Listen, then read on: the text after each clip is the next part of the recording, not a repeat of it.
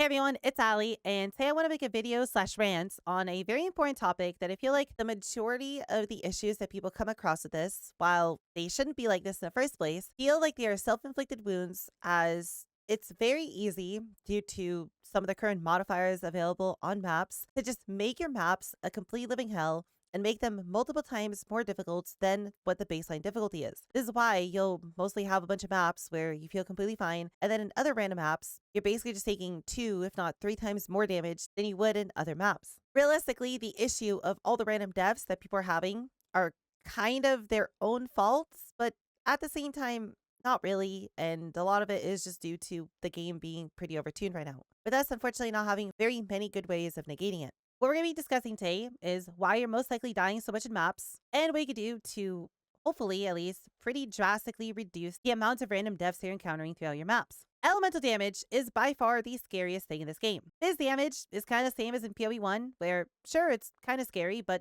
we basically have no good ways of actually dealing with it. And luckily, spike physical damage is somewhat rare, so we don't really have to deal with it as often as we have to with elemental damage. I'm sure everyone here watching this has died plenty of times to on-death effects and know just how bad elemental damage is. If you're one of the players who are constantly dying to on-death effects and you're complaining that, they're doing way too much damage and then trying to say that a build is squishy, well, sure, some builds might be too squishy. Currently, on-death effects are basically the number 1, if not number 2 complaint of almost every single player playing the game, as they are unbelievably overtuned. Realistically, on-death effects are going to be quite a large portion of your deaths, especially if you're doing something like Delirium content, where you have a giant fog across the floor of the map, making them even harder to see. Realistically, there really isn't much you can do other than simply just moving out of them. Sure, you have a few options, such as getting more maximum res, as that would pretty greatly reduce the damage of them, or to just increase your health, or you could potentially play one of the many ascendancy points that give you additional damage reduction. Outside of that, there really isn't much you could do to stop the damage of on-death effects, and it's most likely going to be one of the first things nerfed because it is such a large complaint and they are genuinely fairly overtuned. But at the same time, with that said,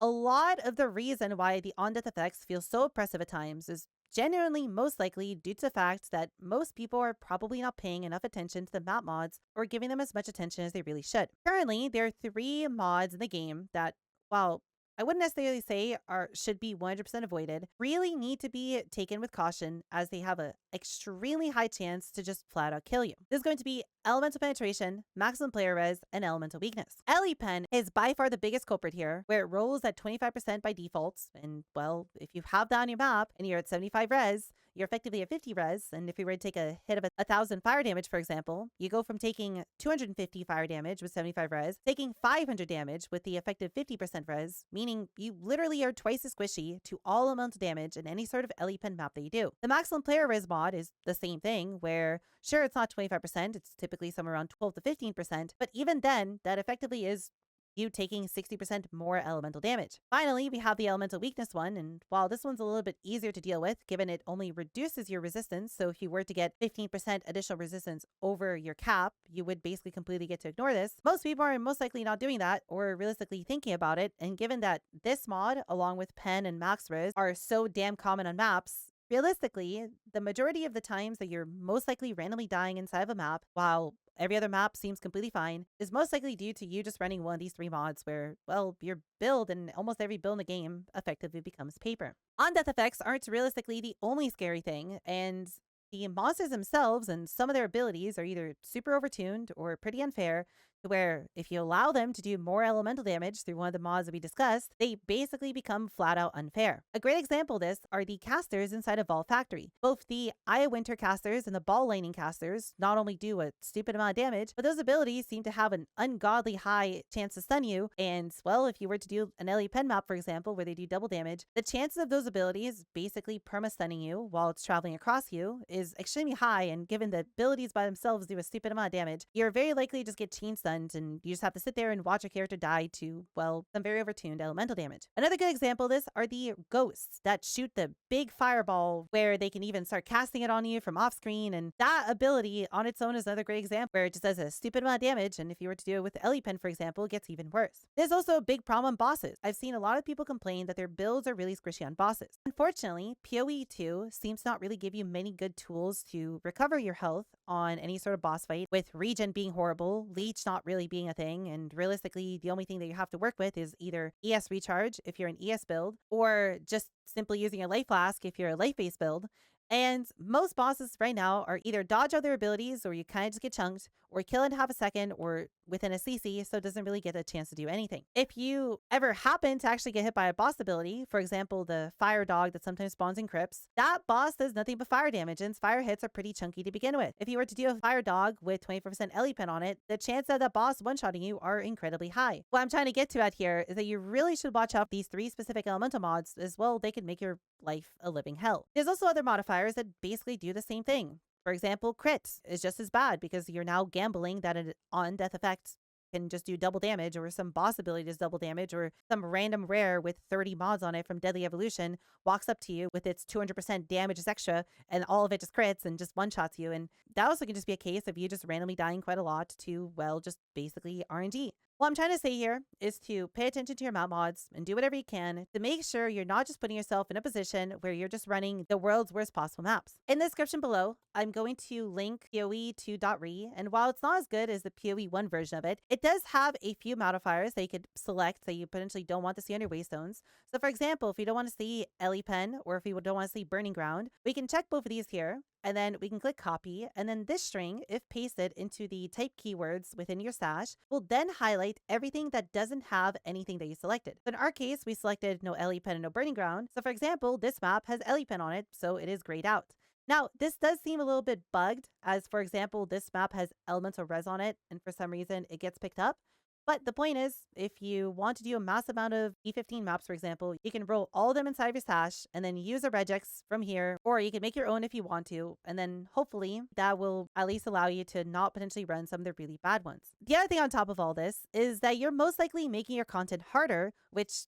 well, is just going to make it even more difficult if you're specifically running horrible map mods on your maps. An example of this is Delirium. Now, this isn't really something that's stated very well in the game, and even now it's something that us as players in both PoE 1 and PoE 2 don't really fully understand. But the point is that Delirium Fog, and if you put Distilled Emotions on your map so you have a set delirious effect, makes it so all enemies take less damage and makes your character take more damage at the same time. For example, if you're running a map that's 100% delirious, if it is the same as in PoE 1, you're just taking 30% more damage from all sources. Combine that with something like Ellie Pen, and yeah, suddenly you're just gonna horribly die. The fog isn't just a way of you generating additional monsters and it's just a cosmetic. It does actively make you take more damage, which, well, if you pair it up with something like a breach where you have very deadly monsters, you can very easily just die due to the fact that they just do more damage to you. Another good example of this is running maps with corruption on them, as the Beyond demons that spawn are fairly deadly, and given that they have a 1-second immunity period when they do get summoned, where they can attack you but you can't hit them back, and given the fact that most of their abilities are fairly overtuned, they are very deadly, especially when combined with any sort of potentially bad map mod. And I feel like a lot of people who are just randomly dying are just running kind of whatever map mod, are walking up to a breach, and then they just randomly get one shot by the breach because it either has a lot of Ellie Pen, or it has crit chance, or has damage extra chaos, or some other stupid mod that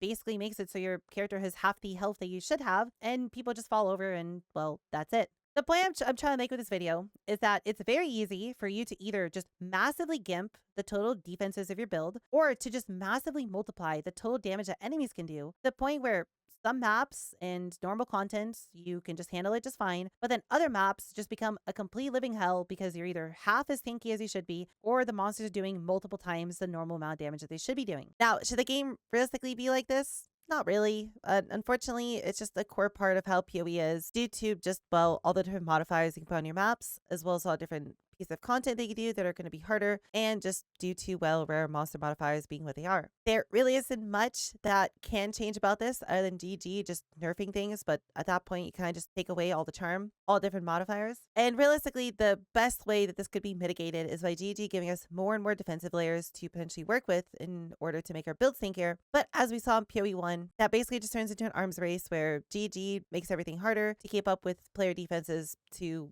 the point where the game basically becomes a you either get one shot or you one-shot everything on the screen, and it's a little bit lame. If you have any questions or if you'd like to discuss this any further, feel free to leave a comment in the comments below. I'd be more than happy to discuss this with you at any time. I also stream on Twitch every single day, so feel free to come by Twitch and ask me any questions there. Or if you simply want to come and hang out with other kitties and be a part of a community, I'd be more than happy to see you there as well. With all that said, kitties, I hope you enjoy the rest of your day, and I'll see you all in the next video.